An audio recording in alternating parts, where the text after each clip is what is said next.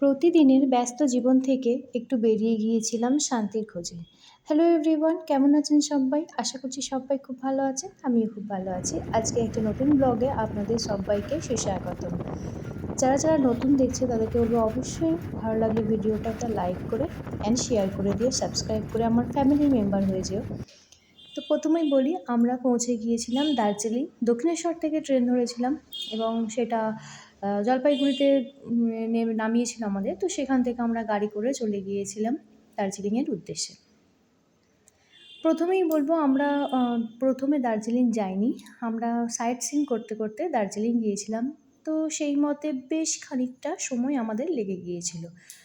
বলতে পারো সকাল থেকে একদম সন্ধে হয়ে গিয়েছিল। আমরা যখন ভ্যালিতে ঢুকছি তখন পুরো চারিদিকটা সন্ধে অন্ধকার হয়ে গিয়েছিল।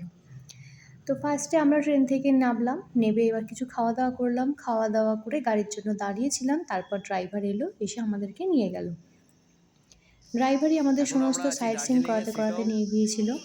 আর এখানে দেখো, প্রত্যেক দিন মানে আমরা 5 দিন মোটামুটি ছিলাম সেখানে। তো 5 দিন থাকার পর প্রত্যেক দিন কিছু কিছু জায়গায় আমরা বেরিয়ে পড়েছিলাম।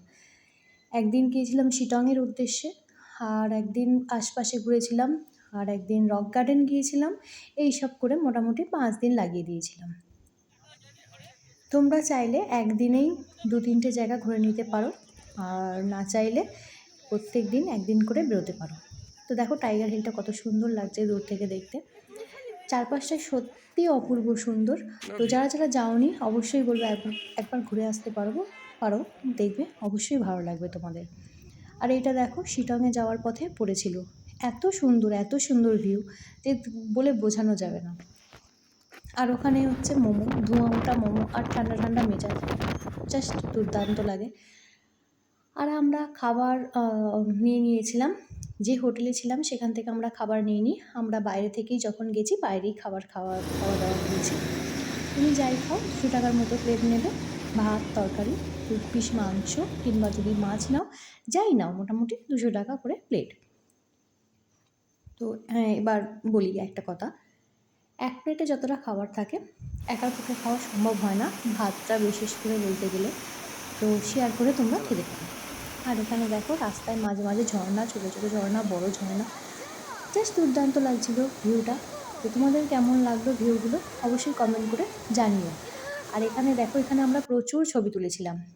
ওখানে নেবে আমরা ওই ঝর্ণায় নেবে প্রচুর পরিমাণে ছবি টবি তুলে তারপরে আমরা রওনা দিয়েছিলাম। আর এটা দেখো, যখন আমরা যাচ্ছিলাম ব্রিজটা দেখো ভাঙা ছিল, বর্ষার কারণে ব্রিজটা ভেঙে গিয়েছিল।